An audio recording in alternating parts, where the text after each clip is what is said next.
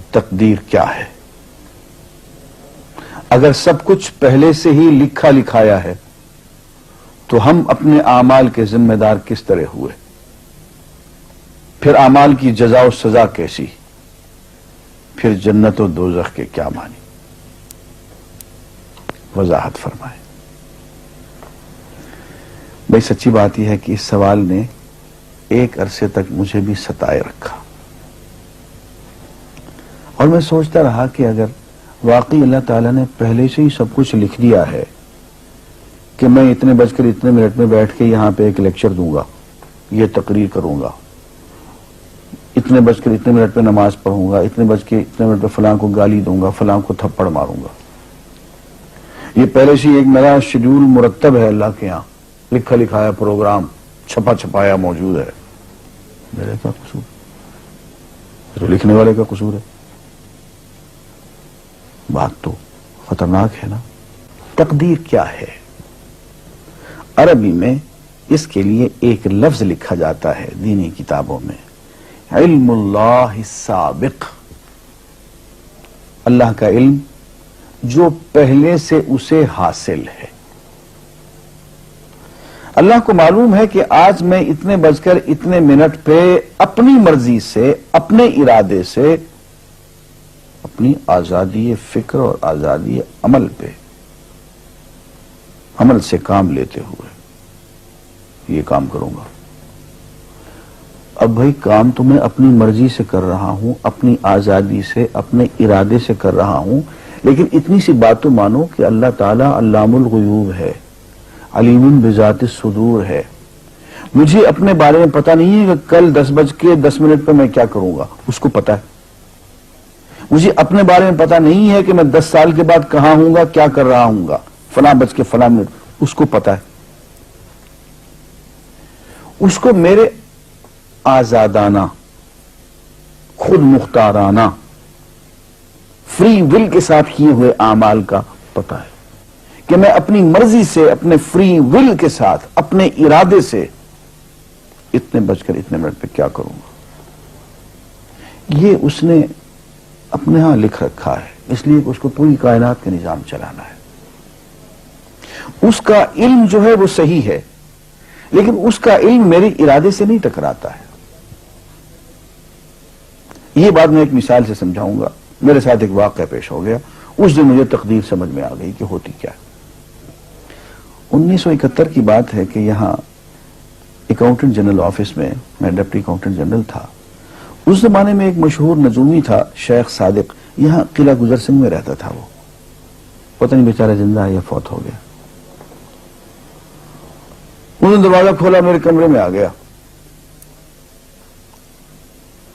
کہاں صاحب ہم آپ کی خدمت کرنا چاہتے ہیں، ہم آپ کو مستقبل کے بارے میں کچھ بتانا چاہتے ہیں۔ میں نے کہا میرے پاس فضول باتوں کے لیے وقت نہیں ہے، میں علم نجوم وغیرہ کو، اس قسم کے یہ فضول باتوں کو میں نہیں مانتا ہوں، مشغول آدمی ہوں، ان چکروں میں مجھے مت ڈالو۔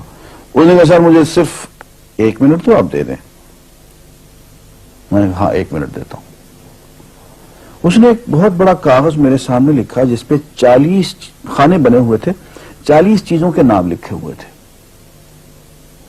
مختلف چیزوں کے نام، کتاب، قلم، اینک، کاپی، دوات، پینسل، میز، بادل، برکھا، مسجد، مندر، ایسی ایٹ رینڈم چیزوں کے نام، 40 چیزوں کے نام لکھے ہوئے تھے۔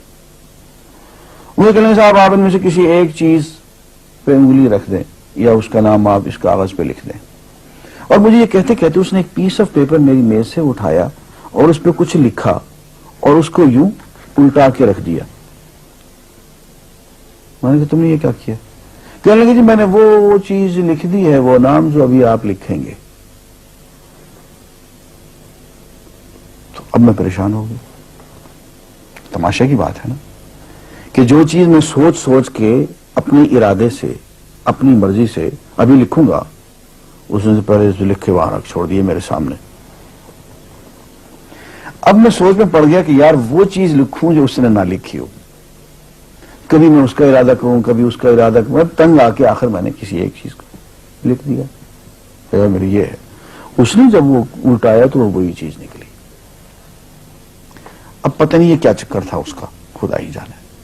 کوئی اس کا علم ہوگا، کوئی فن ہوگا، کوئی تک بازی ہوگی، تک بندی ہوگی کوئی. لیکن اس دن مجھے پتا چلا کہ یار اس کو جو کچھ میں نے لکھا ہے اپنے ارادے سے لکھا ہے, اپنی مرضی سے لکھا ہے, اس سے پابند ہو کے نہیں لکھا. کبھی اس پہ انگلی لگاتا تھا, کبھی اس پہ, کبھی اس پہ, آخر چن کے ایک لکھا میں نے. لیکن اس کمبخت کو پہلے سے پتا تھا کہ میں کیا لکھنے والا ہوں, اور اس نے پہلے سے وہاں لکھ کے رکھا ہوا تھا. میں نے کہا یار ایک محدود علم والا آدمی میرے آئندہ کے اعمال کو اپنے ہاں لکھ کے رکھ سکتا ہے, چن کے وہ عمل میں اپنی مرضی سے کر رہا ہوں, اپنے ارادے سے کر رہا ہوں, کوئی مجبوری نہیں ہے اس میں. لیکن وہ میری مرضی والا عمل, میرے اپنے ارادے سے کیا ہوا عمل, پوری آزادی کے ساتھ کیا ہوا عمل, اس نے پہلے سے اپنے یہاں لکھ کے رکھا ہوا. یار اگر یہ انسان کر سکتا ہے تو رحمان کیوں نہیں کر سکتا؟ اس نے میرے سارے اعمال جو میں آئندہ چل کے کرنے والا ہوں, وہ سارے کے سارے اعمال اس نے اپنے یہاں لکھ کے رکھے ہوئے. اس کو انتظام کرنا ہے, میرے رزق کا انتظام بھی کرنا ہے, آگے میری زندگی, میری موت, میری قبر میں اکوموڈیشن کا پتہ نہیں کہاں کا میرے اس نے انتظامات کرنے ہیں. تو میرے بارے میں اس نے سارا کا ڈیٹا کلیکٹ کر کے رکھا ہوا ہے اپنی انفارمیشن کے لیے کہ یہ اپنی مرضی سے کیا کیا کچھ کرے گا.